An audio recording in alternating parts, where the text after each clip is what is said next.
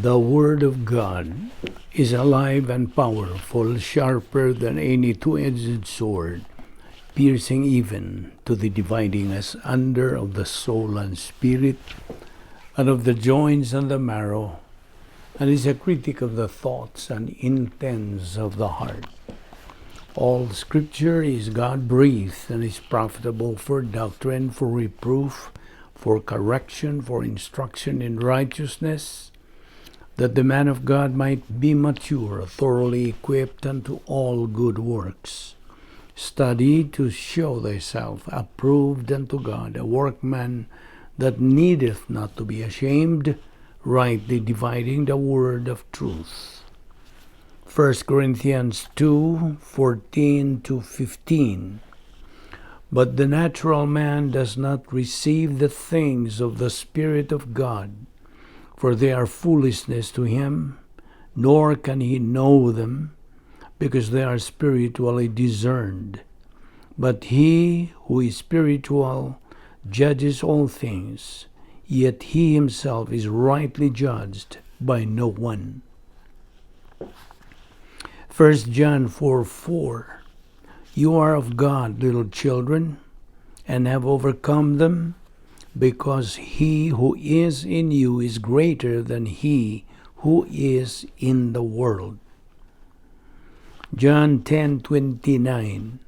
My Father who has given them to me is greater than all, and no one is able to catch them out of my Father's hand. Jude 24-25. Now to him who is able to keep you from stumbling, and to present you faultless before the presence of his glory with exceeding joy, to God our Savior, who alone is wise, be glory and majesty, dominion and power, both now and forever. Amen. Before we start our Bible study today, gikinahanglan ang atong pagsugid sa atong mga sala.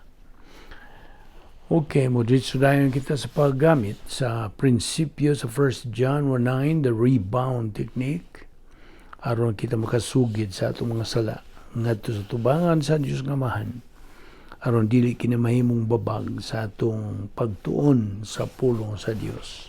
1 John 1:9 nagaingon, if we confess our sins, God is faithful and just to forgive us our sins and to cleanse us from all unrighteousness. And for you unbeliever, the issue you face is your free will. Aron ikaw makahimos labing menong danong desisyon sa tibuok mong kinabuhi. The decision to believe in Christ as your Lord and Savior. Kaya nagaingon man ang Acts 16:31. Believe on the Lord Jesus Christ, and thou shalt be saved. Musa, mag-ampot ta karon sa hilom.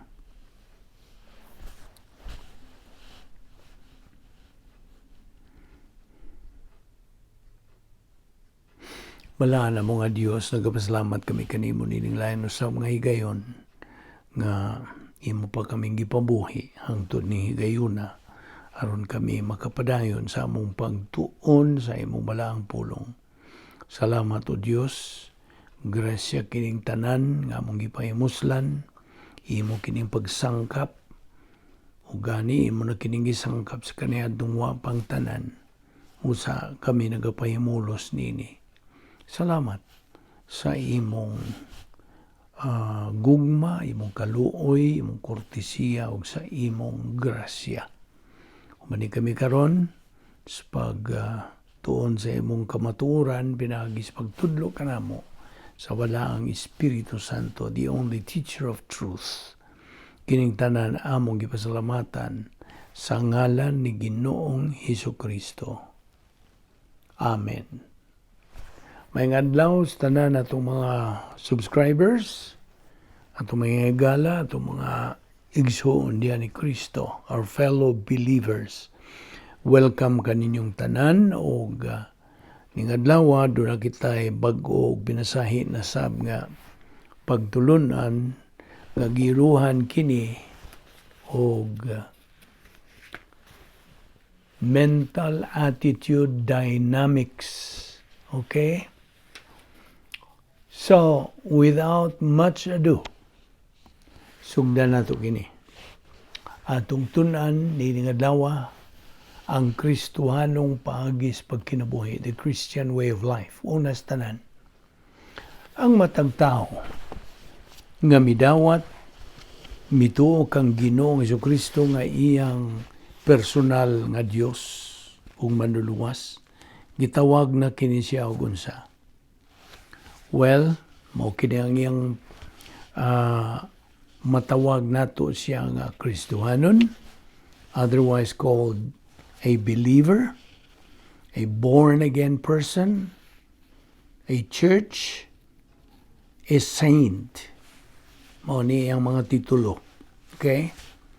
Gawas pa nini, ikaw anak na sa Dios.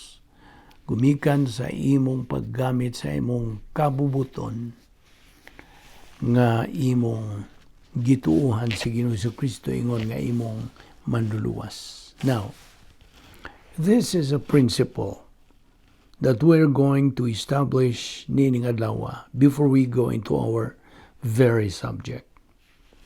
So, ang matag tao nga mutuo kang Kristo ingon nga iyang manluluwas o Ginoo, gitawag kini siya og magtotoo. In other words, he who accepts salvation that's offered by God pinagi sa redemptive work of Christ at the cross, siya usa ka magtotoo. Ug atong makita dinhi that in our study on the Christian way of life, we clearly can see nga ang pagkinabuhi ingon nga Kristohanon gibasi kini on one's mind sa una-una. Now, tinuod nga daghang mga tao karong panahon na nga nagadahom nga ang Kristohanong paagis pagkinabuhi gibasihan kini sa atong mga binuhatan based on our outward efforts, based on what we do or perform. Mao kini ang ilang gituuhan. But let us establish this, that our being Christians all started in the mind. Diya gyud magsugod sa atong panghuna-huna. Now, you may ask, what does it mean? It all started in the mind. Well, paminaw gyud nini. Diadto yung higayon nga imong gituuhan, gidawat sa Ginoong Jesucristo nga imong Dios ug manluluwas. By the way, I assume that all of us here karong nagpaminaw nining atong mensahe nakasabot what salvation means. O ang ilang pagdawat ni Kristo ingon nga manluluwas. Okay? I hope nakasabot ka mo niana. At that moment, nga imong gituuhan si Ginoong Jesucristo, pipila ra gyud ka gutlo human nimo kana buhata. Ang imong paagis pagkinabuhi gitawag na kanag Kristohanon. Sabta gina. So you're a Christian now. But what do we really mean by Christian way of life?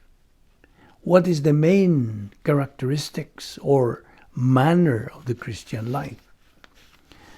Bueno, perhaps some would say, let us go to church regularly.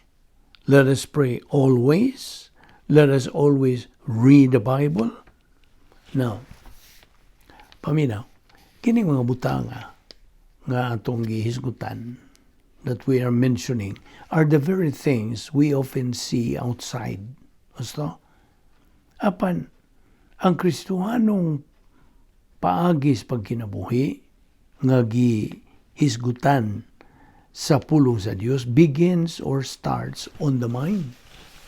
Anha man gyud magsugod sa atong panghuna-huna.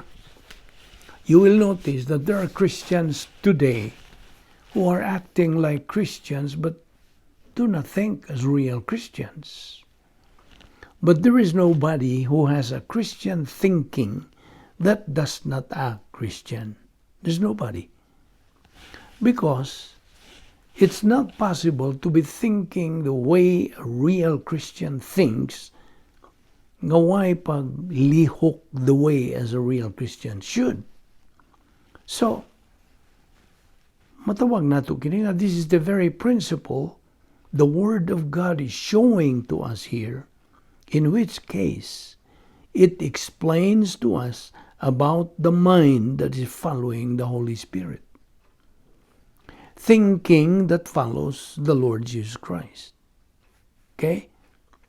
You see, if we try to reverse concentrate, kung atong ingon ta balikon sa atong pangunahuna, if we reverse concentrate, we recall, we know already from doctrine nga ang usa ka tawo, human siya maluwas, has got to move ahead. Meaning move forward, not backward. Aron sa ingon niya na siya makakabot sa iyang tumong espirituanong paghamtong. We also know that there are many of us, believers, mga magtotoo, who move forward, then backward, then forward again, and backward again, until we come to a point where discipline is waiting for us. Moabot pang yun na. But all of these things that we are talking about, including our daily intake of Bible doctrine, about doing good, about reaching spiritual maturity, about all of these things, kining tanan all come or are based on the mind. It is from the mind that all of these things come or originate. Gikan gyud sa atong pangunahuna. Mao kanay hinungdan nga no. We are giving special emphasis and special importance and special weight sa atong pangunahuna, which very specially plays a big role, dakong papel in our life as Christians. So, it is the mind, okay? Or mental attitude. That's our focus nining atong pagtuon niini.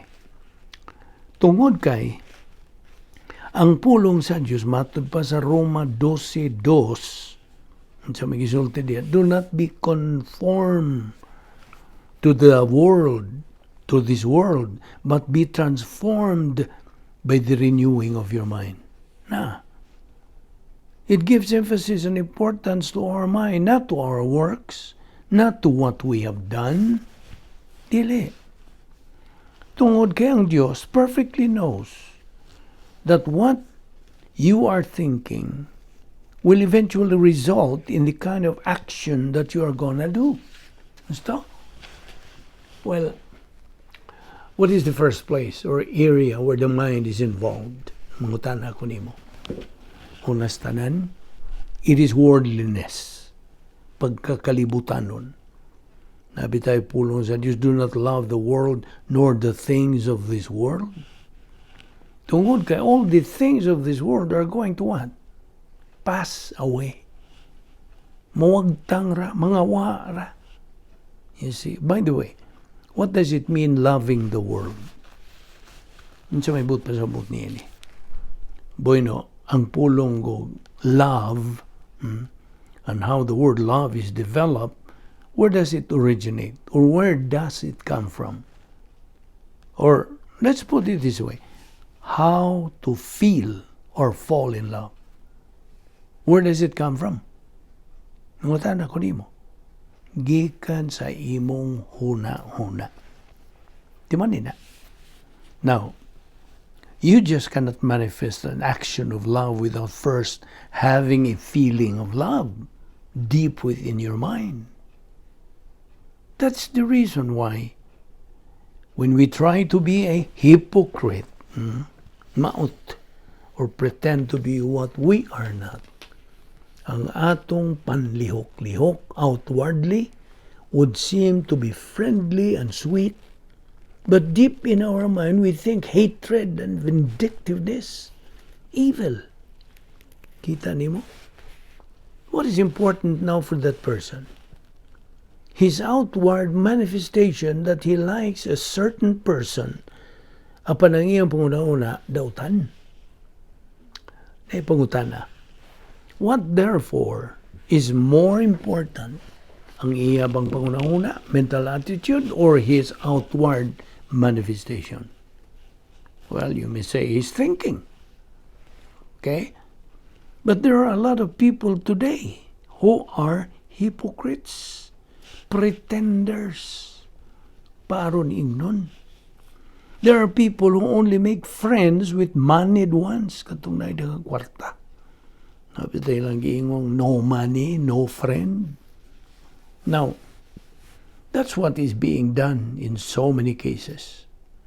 Apan ang pulong sa Diyos nagkanayon. Love your enemies.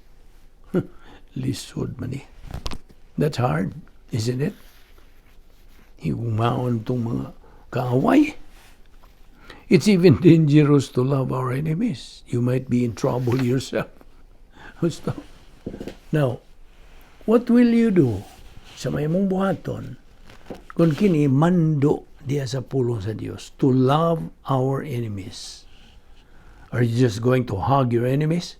Imo ba lang gakson sila just like that?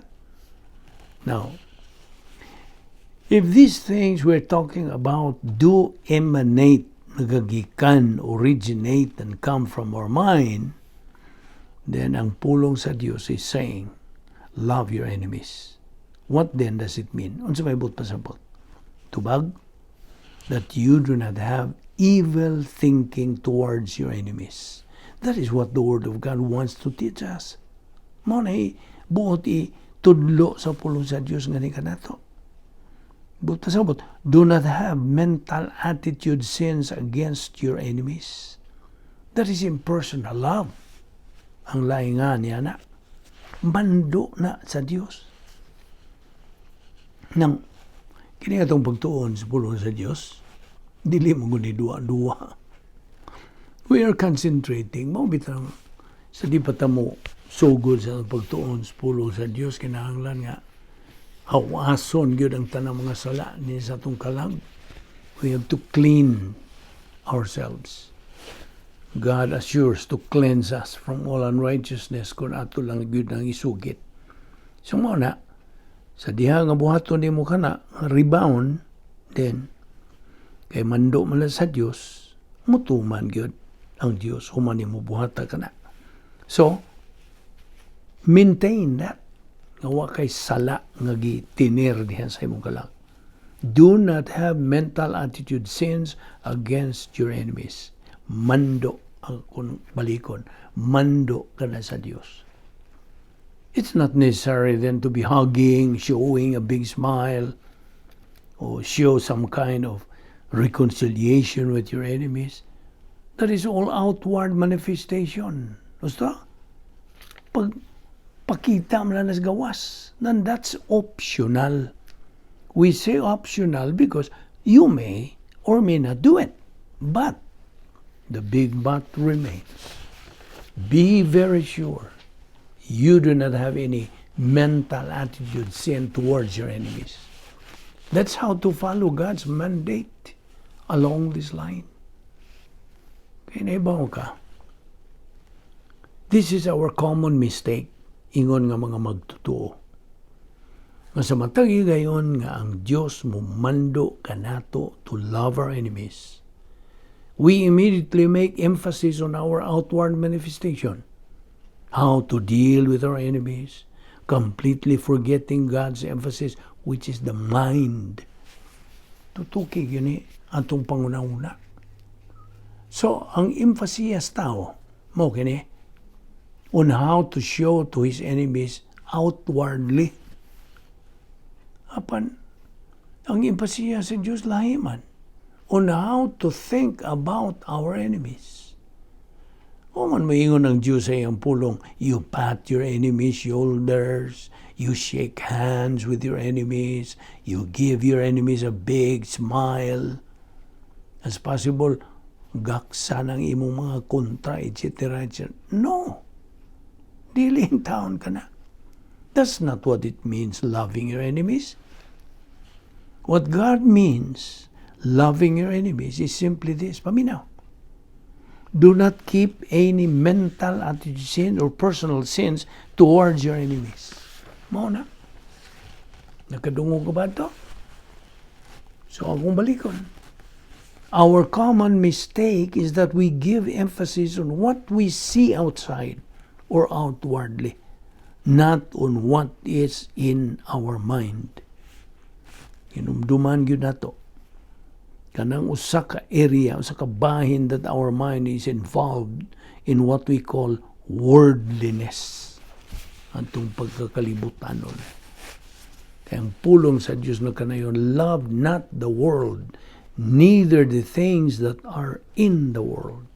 That's 1 John 2:15. Why? Baka nga no? Tungod kay ang kalibutan ug ang mga butang nga naa dihas kalibutan are going to what? Pass away. 1 John 2:17. Ang teksto nagpadayon. Diya sa 1 John 2:15. If any man love the world, the love of the Father is not in him. Kita nimo? So, it talks about love, love, love, love. Love here, love there. Now, what kind of love is that? Mutahan na po ko nimo. Tubang? This is what we call divine love. Diyos nun kining matang sa gugma. Ngano? Because everything is right here in the mind. Tutuki yun na. Niya sa atong pangunahuna. Human love is far different from it. Now, nating alam mo yung ninyo, you told me you love me, but you didn't give me this or give me that. In other words, our concept of human love is action. Right? Yes, action. And that is also the concept of being a Christian. You know that there are a lot of people who would accept Christ as Lord and Savior. But they just accept Christ not because the desire comes from their mind. Dili. Dili gikan silang pangunauna. But because they can assure themselves of not going to hell or that something terrible might happen to them. Nakita ni mo na. Sa laing pagkasulti, they just want to play safe, they say. That's all. Apan, the big but remains lagi. There is practically nothing in their mind. Nothing. Kabhang. Walay sugod. Well, they accept Christ, yes. But it's all there outside, not inside din his atong una-una. Do you see the point? Nakita niyo? Now, whenever something horrible happens to them in their life as Christians, to whom would they put their blame? Kinsa may ilang basulon? They blame God. Pastilan, tiyaw mo na. Ang Diyos pa ang ilang basulon. They blame God for their awful, horrible life. Mo bito nang daghang mayo. Nga ano man akong kinabuhay o kasabot. Why did God let this happen to me? Why me? Atiya mo na. Sometimes they would say, why did I accept salvation? Tiya mo na. What's happening to me is God's fault. They sometimes say that. Basulon pag yun nilang Diyos. That's big blasphemy. Mga kung sabihin siya blasphemy, magpasipala. Ipasipadaan nilang Diyos. In the first place, if they would say that, gipugos ba dahil sila sa pagpadawat ni Kristo ingon nga ilang Diyos ang manuluwas? Or did anybody force you to accept Christ? The answer is no. Why no? Mutana ko nimo. Tungod kay ikaw man mismo ang midesider sa pagdawat ni Kristo, dili man ni si bisan kinsa. Not anybody else. Remember, You have a volition. Kay kabubuton. Gikan sa mong kabubuton, dunay duha ka opposing attitudes are always in conflict with each other. And these are negative and positive. The moment you allow your decision to go negative, yung kagdi, so you would say no. That means you reject. Gusto? While on the other hand, if you go positive, you would say yes. Kana nagpasabuto, midawat ka, mituo ka. Now, since you went positive to accepting Christ as Lord and Savior, you got saved right there and then, in just a split second, 1/60th of a second. Yun na nakapaspas. But you used, sa may mga gamit, your volition when you went positive. Gusto? Thus, ikaw mismo who made the decision to accept salvation and not anybody else. Right? So, ano may mong basulon ang Diyos for your present horrible situation? Aha! There is something wrong, my fellow believer. Something is wrong. You are in your present awful, maybe horrible situation in life. Bisan todo ikaw magtutuo na. Tungod kay. You are out of line. In as far as God's plan for your life is concerned. Out of line. Ano gitawag sa Doctrinal? Discipline. Disiplinahon man ta sa Diyos kay anak man ta niya. Kung kita masipyat sa atong pagkinabuhing Kristohanon.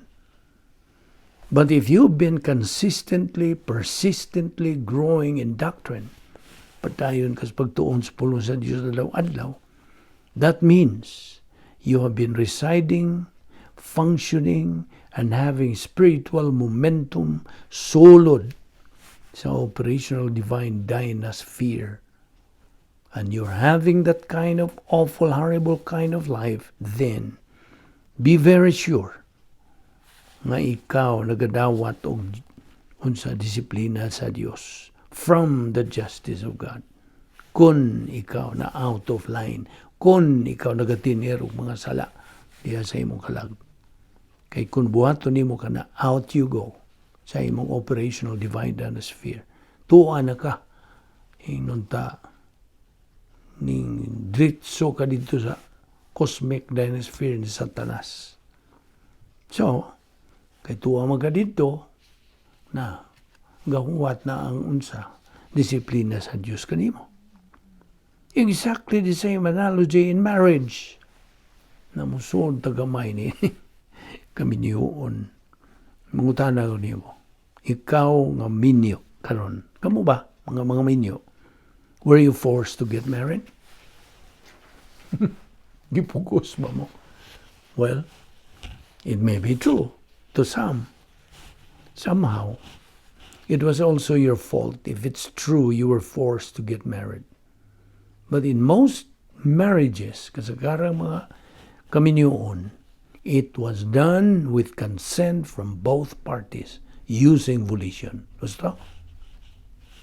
So, because a woman consents to marry a man, and that same man likewise consents to marry the woman, then they finally end up marching the aisle of matrimony, right? Therefore, ang kabubuton or free will is involved. And so, this thing is what we are focusing to see, that the first point regarding the mind as believers is worldliness. Nga itong pagkakalibutan. But let us remember that being worldly is not what we can see with our eyes, but that which is in our mind. Because, ano sa magisulti sa pulong sa Diyos? Sa gisulti? And be not conformed to this world, but be transformed by the renewing of your what? Your mind. that ye may prove what is that good and acceptable and perfect will of God. Ano sa Roma 12:2. Kaya binimo, niya lagi tanan din sa atong panguna-una. It's all in the mind. Mabitaw akong gingon nimo nga the Christian way of life is a mental attitude life. Ano huna-huna sa Dios. So mo kana nga. Here is the example on this particular point. If your mind is already being renewed, okay, that means you have transformed your worldly thinking, human viewpoint to divine viewpoint, whenever you may be. There is nothing in the world that can make you waver in your faith. Nothing that can make you alter or affect your strong faith in the Lord. That's what we call faith rest technique. Technique kini, paagi kini sa Dios na itong magamit. Because we all know that we are still in this world. Niya pamatanin ng kalibutan na, ang idumala ni Satanas. And we know likewise the world's characteristics. Just as we know our own characteristics as what? Unsa man? Kita, mga biyahidor. We are travelers. We are sojourners of this earth. 1 Chronicles 29:15. Yes, that's what the Word of God describes as believers. We are sojourners. We are just passing by niining kalibutan na. Kung naibaw ka mga ano, tungod kay kining kalibutan na, dili man niya itong permanenteng lugar, not our permanent residence. We are only aliens in this world. Kaya nga itong citizenship is right there in heaven. We belong to heaven. Fellow believer, ayaw kalimti na. And therefore, anything at all that's going to happen and are happening here in this world will never, ever affect us. Ingon nga mga magtotoo. Dili kini makapiktar ka na to eh.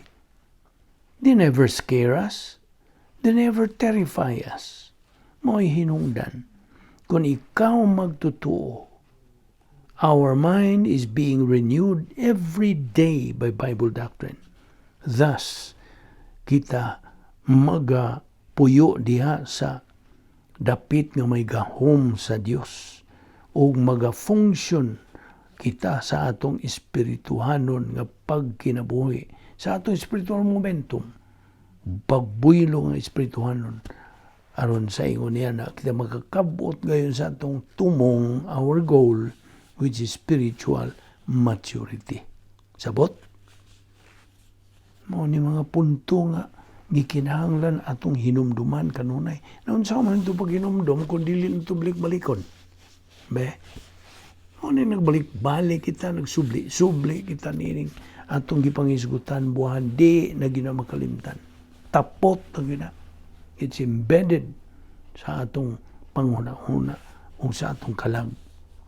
Kaya maura kini ang atong mabaon, ako ka nag-iingnan, maura mabaon na ito, inigbiya na ito ning kalibutan na.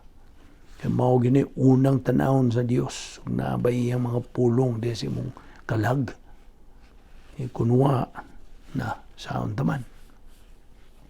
Mao na nga, daghan lagi mga uwaw nitong inigatubang na nato sa judgment seat of Christ. Katubang kanang judgment seat of Christ mubanos dayon human sa rapture. Ako kanang giingnan na. So, but on the other hand, if we never give a damn to renewing our mind by Bible doctrine, wag yun nato panambalinga, what's going to happen to us as believers? Be? What's going to happen? This is what's going to happen to us. Paminaw. We're going to be scared. We're going to be terrified to see the things that are happening today in the world. Like, gikagubdan sa tibuok kalibutan kini nga atong giatubang nga pandemic. You see? Kining COVID-19 nangatarantar na gyud ang mga tao gyud. Napay daghang mga pangitabo, napay mga linog, napay mga bulkang ming buto, napay mga hurricanes, devastating cities, napay mga tsunamis, riots and violence and pestilence. Sa pa, napay may tungod og racism, riots and violence and pestilence, political unrest in many countries. Sa pa, unusual flash floods, economic decline, terrorist threats, etc. etc. Moingon lang tagi sira tungod sa kadaghan. Mao nay hinungdan ngano nga atong panghuna-una is very, very important, and not those what we do outwardly. Mao ni ang atong gihatag ang emphasia, ang atong pagpadayon kay sa atong spiritual momentum. Kaya mao man ni pagi sa Dios. Mao ni mando sa Dios nga lukpa na imong pangunahuna sa akong pulong. Aron sa ingon niya na, di ka matarantar, wagyo ka, di ka mo paraning yung panghitabo ng kalibutan na kay. Ako ang nagadumala ng tanan, matud pa sa Diyos sa iyong pulong. No, sa man mo pagkaibawa, nagmuwag ka mong tuon. Be, mo ning sigit ang tuon. Be, sa kunsa pa isulti sa uban yung grabiha po mo adlaw-adlaw yun. Tayo mahimo. Nagsunod na lang tas mando sa Diyos nga. Saturate our mind with the Word of God. Mo na, sa man pagka-saturate, kung dili nato buhaton kini pagtuon sa pulong sa Diyos sa adlaw-adlaw. Mo na nga adlaw-adlaw niya itong pagtuon. You see? So, sa kung sa ikasulti suban, labihan rata, grabe ra. Ganyan ay uban mo yung dogmatic rata kayo. O tabi mo. Tuman lang gihapon ta sa mando sa Diyos. Mao bitaw na, kung ikaw nagasunod sa mando sa Diyos, mo nang muyami ang kalibutan ni mo, tinood na. Kaya di matataga dinhi. Sabot ka. Kaya itong pagkinabuhi, nga espirituhan nun, dili manikasagaran nga matang sa pagkinabuhi. This is the dynamic spiritual life. Dili dua-dua, God is dead serious to His Word. And that's why we have to be dead serious in studying His Word too. Now, you know why? Because what we do outwardly simply follows us to. It simply follows kung unsay na sa itong una-una. Unsa may kaduhang point regarding the mind. Ngutana ko ni mo, unsa may kaduha. Primero, worldliness. Unsa may kaduha nga punto. Happiness. Kalipay. Now, according to God's Word, as believers, we can possess this kind of happiness or become happy. Dili kay happy lang. This is God's happiness. And again, the happiness that is meant by the Word of God, ana nato mahibaw diha sa atong una-una. It's found right there in our mind. And not that kind we always see outside. So, this kind of happiness is inside our mind. Inner happiness, mo ni tawag.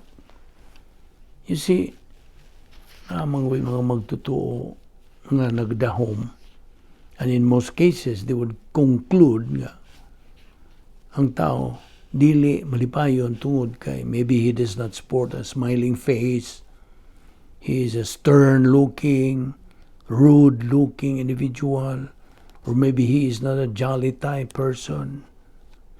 No. That's not the basis. That's not the gauge that a person, much more a believer, is not happy.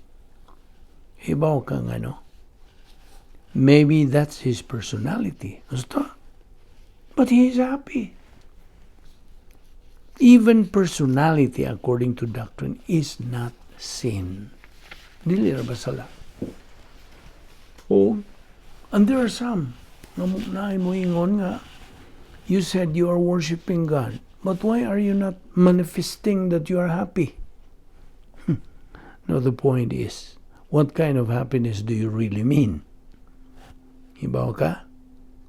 Yes, it's true. The Word of God says that believers are happy people, but it is that kind of happiness that is in the mind.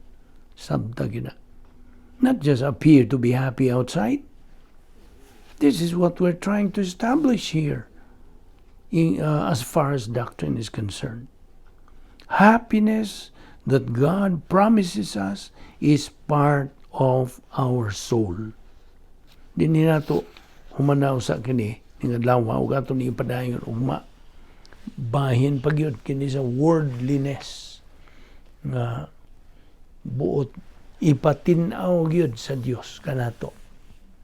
Og ato ning ipadayon ugma ayaw sipyat sa sumpay niini kay aron gyud imong mapupo makatunan ang tanan nga mga unod nagisgutan sa pulong sa Dios bahin ni ining unsa atong panghuna-huna. Okay? Magampo ta. Bala na mo nga Dios, nagapasalamat kami kanimo nining imong grasya nga imong gihatag kanamo pahimuslan na mo ingon nga imong mga anak. Dili kami magakinabuhi sa Kristoanong matang sa pagkinabuhi kung wala kami pagpadayon sa among spiritual momentum. Salamat o Dios nining kay gayunan nga imo na pud kaming gitudlo ang dugang paghiyong mga kamatuoran pinagi sa pagtudlo kanamo sa balang Espiritu Santo. Dada kami ugma dinhi aron kami makapadayon sa among espirituanong pagbuylo. Thank you for this Bible study through the YouTube of the Balbido Evangelistic Ministry. Panalangini kini o Dios ang mga subscribers nga nagasunod niining maong ministry.